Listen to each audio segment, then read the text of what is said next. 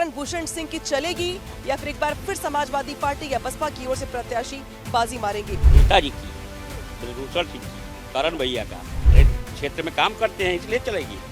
24 घंटा क्षेत्र में रहते हैं, काम किए हैं क्षेत्र में। कैसरगंज के लिए पूरा एक एक पल उनके लिए कहीं भी रुकते नहीं हैं। 24 घंटा अपने क्षेत्र के बारे में सोचते रहते हैं, हमेशा क्षेत्र में रहते हैं, इसलिए उनका चलेगा। नहीं, कोई मुकाबला नहीं। यहाँ सिर्फ करण भूषण सिंह यहाँ के 5 लाख से ज़्यादा मतों से जीतेंगे।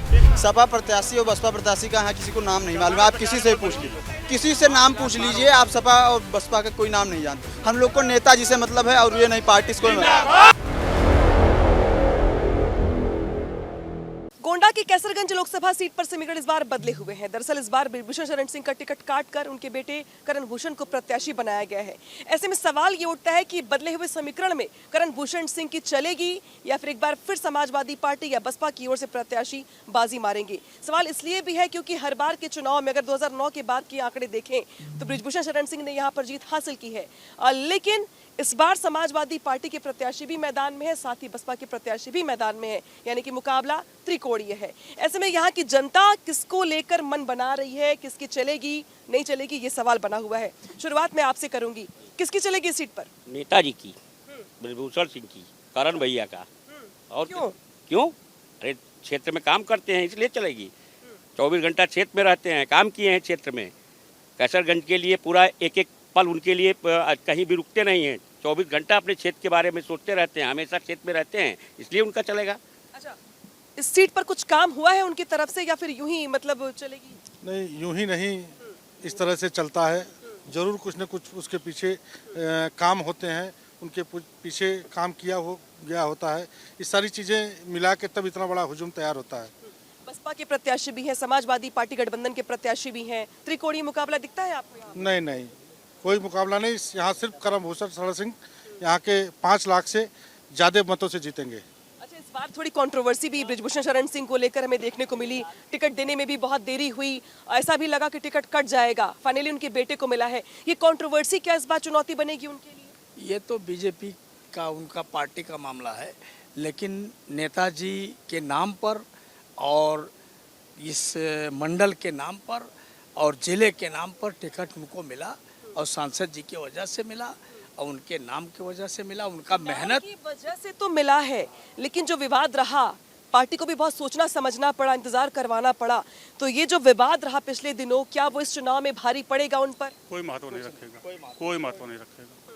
एक तरफा चुनाव है यहाँ पे कैसरगंज से, एक तरफा चुनाव लगता है। जी हाँ, बिल्कुल। सपा प्रत्याशी और बसपा प्रत्याशी का यहाँ किसी को नाम नहीं मालूम। आप किसी से पूछ लीजिए, किसी से नाम पूछ लीजिए, आप सपा और बसपा का कोई नाम नहीं जानते। हम लोग को नेताजी से मतलब है और ये नहीं पार्टी से कोई मतलब। आराम से एक ये बताइए कि त्रिकोणीय मुकाबले के लोग बात कर रहे हैं और कह रहे हैं कि दरअसल इस बार ब्रिजभूषण शरण सिंह मैदान में नहीं है, उनके बेटे मैदान में है, समीकरण बदला हुआ है, तो चुनौती बढ़ेगी इस बार पार्टी के लिए, परिवार के लिए? कोई चुनौती नहीं है। उन्होंने काम किया है, शिक्षा के क्षेत्र में काम किया है और रोड के बारे में विकास किया है, और उनके अगर सुख में नहीं गए तो दुख में जरूर गए हैं गाँव।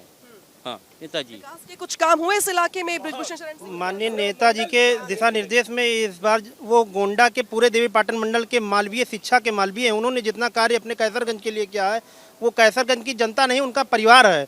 और इस बार माननीय करण भूषण सिंह जी को ऐतिहासिक विजय कैसरगंज की जनता देगी, ये पूरा विश्वास है। और सबके साथ सबके विश्वास के लिए नेताजी का आशीर्वाद है। इस बार मुद्दा बना रहा है, कितनी कंट्रोवर्सी के बाद टिकट काट देना चाहिए था, टिकट नहीं देना चाहिए था, तमाम लोग सवाल खड़े कर रहे हैं कि महिला पहलवानों ने आरोप लगाए, विवाद हुआ, इसके बाद भी टिकट दे दिया उनके बेटे को। लगता है आपको कि ये विवाद भारी पड़ेगा चुनाव पर? पहली बात तो विपक्ष यहाँ है ही नहीं। नेताजी करण जी बहुत ही भारी बहुमत से यहाँ पे जीतेंगे और 5 लाख से ऊपर से जीतेंगे। अच्छा, क्या इस बार लग रहा है आपको कि चूंकि पिछले कुछ चुनाव में तो पलड़ा भारी रहा है इनका, लेकिन इस बार के चुनाव में पार्टी को बहुत सोचना समझना पड़ा, मंथन करना पड़ा, गंभीर आरोप भी लगाए गए, इन आरोपों के इतर इस बार चुनाव कैसा देख रहे हैं? चुनाव एक तरफा है मैम, कहीं कुछ देखना ही नहीं है। इधर पूरे कैसरगंज में एक ही नाम, प्रत्याशी ब्राह्मण प्रत्याशी उतारे हैं, समाजवादी पार्टी ने ब्राह्मण प्रत्याशी नेताजी ने कभी जातवाद किया ही नहीं है। उनके साथ ब्राह्मण, मुस्लिम, ठाकुर, ब्राह्मण, दलित सब लोग उनके साथ हैं, सारी जाति उनके साथ है और इस बार 5 लाख पार है। अच्छा, यहाँ पे ब्राह्मण और क्षत्रिय ज्यादा तादाद में हैं, इस बार ब्राह्मण प्रत्याशी उतारे गए हैं बसपा सपा की ओर से, लगता है आपको कि ये कास्ट पॉलिटिक्स जो है वो इस बार चुनौती बन जाएगी? नहीं, नेताजी के लिए कास्ट फीलिंग कोई है ही नहीं है। सबको लेके चलते हैं और यहाँ तक कि दोनों मजहबों को लेके भी चलते हैं, सारे मजहब को साथ लेके चलते हैं। जात का कोई यहाँ कोई महत्व नहीं है और हाँ, सारी जनता उनके साथ है और सब जनता के साथ वो है। अच्छा, पिता का टिकट काट के पुत्र को देने के बाद जो एक जो फीडबैक होता है पब्लिक के बीच का, वो क्या मिल रहा है आपको? क्या ऐसा लग रहा है कि लोग कह रहे नहीं पिता की बात और थी, अब बेटा मैदान में, छोड़ो हटाओ? नहीं, कहीं न कहीं नेताजी की सहमति से ये सारी चीज़ें हुई हैं। नेताजी ने इच्छा जताई कि मेरे बेटे को टिकट मिले, तो ये टिकट मिला है।